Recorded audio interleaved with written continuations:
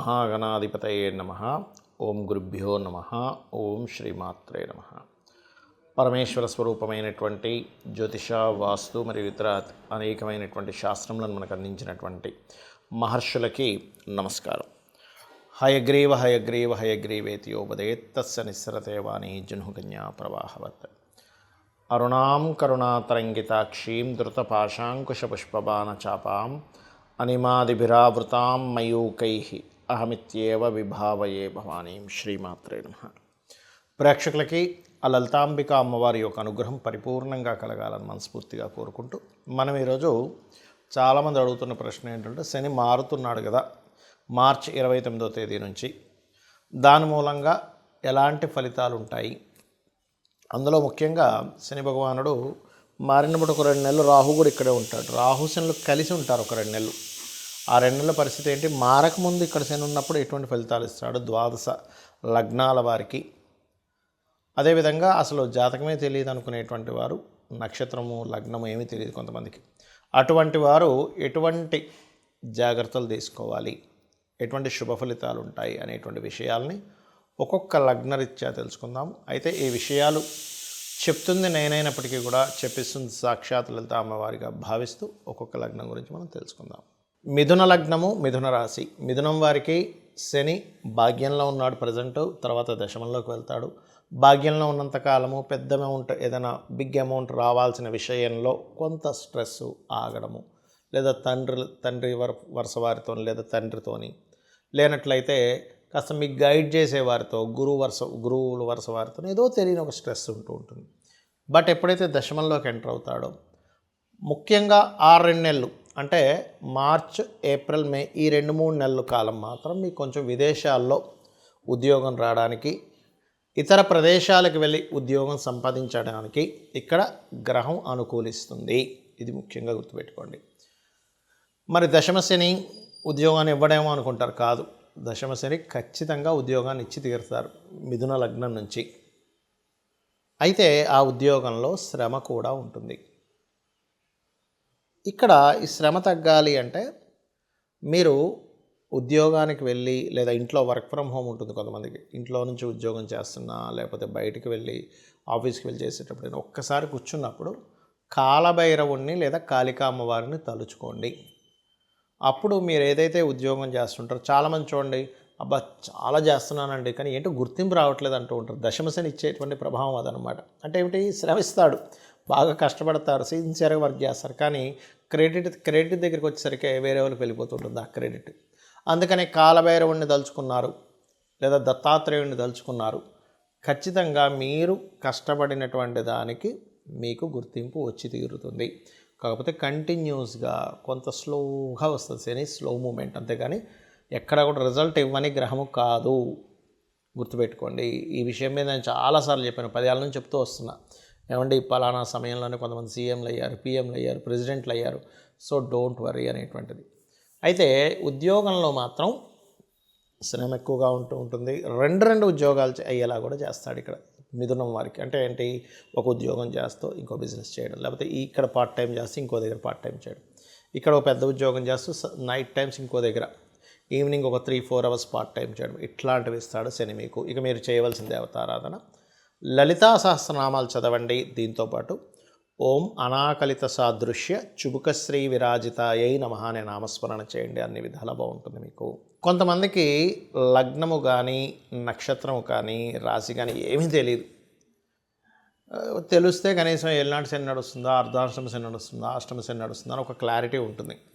అయితే మీకు ఒక విషయం గుర్తుపెట్టుకోవాలి, అందరూ కూడా శని అనగానే అదేదో మన మీద ఆయన కక్షగట్టి ఇబ్బంది పెడుతున్నాడు అనుకుంటే పూర్తిగా రాంగ్. మీ కర్మే.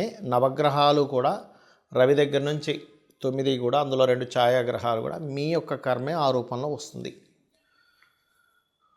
మన కర్మ ఆ రూపంలో ఉందని మనం ఫస్ట్ అర్థం చేసుకోవాలి. రెండవది, ఈ కర్మ దాటలేమా అంటే ఖచ్చితంగా దాటగలం. ఎప్పుడు? శని అంటేనే కర్మకారకుడు, కృషికారకుడు, శ్రమకారకుడు అంటారు. శ్రమ ఎంత మనం చేస్తే శని భగవానుడు అంత ఆనందిస్తాడు. ఇంట్లో పడుకుంటే మాత్రం ఆయన ప్రభావం చాలా ఎక్కువగా ఉంటుంది. గుర్తుపెట్టుకోండి. శుభ్రంగా నేను ఏ పని చేయను, నాకు ఈజీ మనీ రావాలి, ఇలా ప్యాక్ ఆడితే నాకు డబ్బులు రావాలి, ఇలా ఇంకో దేంట్లోనో బెట్టింగ్స్ ఆడితే నాకు డబ్బులు రావాలి అని అనుకున్నారా, శని మొత్తం రోడ్డు మీదకి లాగుతాడు. గుర్తుపెట్టుకోండి, ఖచ్చితంగా రోడ్డు మీదకి లాగేటువంటి గ్రహం ఏదైనా ఉంది అంటే శని భగవానుడు. ఏది ఈజీ మనీ రావాలనుకుంటే ప్యాకెట్లు ఆడుకోవడం, రమ్మీలు చూస్తుంటాం మనం ఇవాళ రేపు ఫోన్స్లో, రమ్మీ ఆడడం, లేకపోతే ఏదో గుర్రం పందాలకి వెళ్ళిపోవడం, లేకపోతే ఇంకోటి ఏదో పందాలు. అంటే వాళ్ళు తెలివితేటలు ఏమి పెట్టకుండా, ఏ పని చేయకుండా ఇంట్లో కూర్చొని నాకు డబ్బులు రావాలి, లేకపోతే గోవా వెళ్ళిపోయి ఇట్లాంటివి చేసే వాళ్ళకి శని ఎక్కడా సహకరించడు. మీరు అనొచ్చు మరి, ఏమండి మరి కొంతమందికి వస్తుంటాయి కదంటే పూర్వజన్మల్లో విపరీతమైన పుణ్యకర్మలు ఏవో చేసి ఉంటారు వాళ్ళు, అందుకే వాళ్ళకి ఒక్కోసారి లాటరీలో డబ్బులు రావడము, ఏ నిధి దొరకడమో ఇట్లాంటివన్నీ జరుగుతూ ఉంటాయి. అయితే శనికున్న గొప్ప క్వాలిటీ ఏంటంటే, కృషి చేశారా ఆయన ఎక్కడా మిస్ అవ్వనివ్వడండి డబ్బులు ఇవ్వడం, నథింగ్, సమస్య లేదు. అయితే ఇక్కడ మీకు మరి నక్షత్రము రాశి తెలియని వారి పరిస్థితి ఏమిటి అంటే, శని 12లో న్యాచురల్ 12th హౌస్లో తిరిగేటప్పుడు పర్టికులర్గా అది కూడా రాహుతో తిరుగుతున్నాడు కాబట్టి కొంచెం అందరూ అంటే ఈ తెలియని వాళ్ళు ఇన్వెస్ట్మెంట్ చేసేటప్పుడు మాత్రం జాగ్రత్తగా ఉండాలి. ఎందుకంటే ఇక్కడ తిరిగేటువంటి శని దేశకాల పరిస్థితుల మీద ఎటువంటి ప్రభావం చూపిస్తాడంటే, జీవుల మీద కొంచెం హెల్త్ రిలేటెడ్ ఇష్యూస్ మీద ప్రభావం చూపిస్తూ ఉంటాడు ఇక్కడ తిరిగే శని. ఎందుకంటే ఇక్కడ శని ఇక్కడ ఉంటూ గురురాశుల్లో ఉంటూ మరో గురురాశులను చూస్తున్నాడు, జీవుల మీద, హెల్త్ మీద. అలాగే కర్మ, వర్క్ మీద. అంటే నేను మీకు గతంలో ఇక్కడికి శని కుంభంలోకి ఎంటర్ అయ్యేటప్పుడే మీకు హెచ్చరించాను 2 సంవత్సరాల క్రితమే. శని ఇక్కడ నుంచి స్లోగా మేషం వరకు వెళ్తున్నాడు. అందరూ కూడా వాళ్ళ ఉద్యోగాలతో పాటు వాళ్ళు సొంతంగా ఏం చేయగలరు, వాళ్ళకి ఏం టాలెంట్ ఉంది, ప్రతి ఒక్కరిలో ఒక గొప్ప టాలెంట్ దాగి ఉంటుంది. వాళ్ళ టాలెంట్ ఏంటో గుర్తించి దాన్ని సైడ్గా పెట్టుకొని దాని ద్వారా కూడా సైడ్ ఎంతో కొంత మనీ ఎర్న్ చేసుకునేటువంటి దీంట్లోకి జనాలందరూ వెళ్ళవలసినటువంటి పరిస్థితి రాబోతుంది. అలా వెళ్ళాలి, ఇప్పటి నుంచే మీరు సెట్ చేసుకోవాలని. అందుకని ఏంటి, శనిలోకి ఎప్పుడైతే ఎంటర్ అయ్యాడో మళ్ళీ ఇంకొంచెం దాని యొక్క ప్రభావం పెంచుతూ ఉంటుంది. పెద్ద పెద్ద దేశాల్లో కొంత ఆర్థిక మాన్యాలు రావడం, కొన్ని వర్క్ చేసేటువంటి విధానాల్లో చాలా మార్పులు రావడం, కొన్ని ధర్మ విరుద్ధమైనటువంటి కొన్ని పరిస్థితులు రావడం, రాజ్య సంబంధించినటువంటి విషయాల్లో, రాజకీయ నాయక సంబంధించినటువంటి విషయాలు అనేకమైనటువంటి మార్పులు జరగడం, ఇవన్నీ కూడా జరుగుతూ ఉంటాయి స్లోగా శని యొక్క సంచారం ఎప్పుడైతే మారుతూ వస్తూ ఉందో. కాబట్టి మీకు డేట్ ఆఫ్ బర్త్ తెలిసినా తెలియకపోయినా ఏమైనా సరే ఒకటే గుర్తుపెట్టుకోండి, మీకు పనులన్నీ ఆలస్యం అవుతున్నాయి అంటే పూర్వజన్మల్లో ఎక్కడో శనికి సంబంధించిన దోషం మీరు చేశారు, అది ఈ కర్మలో ఈ రూపంలో వచ్చింది. అందుకని మీరు చేయవలసింది ఏమిటంటే, శనివారాలు ప్రత్యేకంగా తైలము ఒంటికి రాసుకొని చక్కగా స్నానం చేయండి, దానివల్ల కొంత దోషం పోతుంది.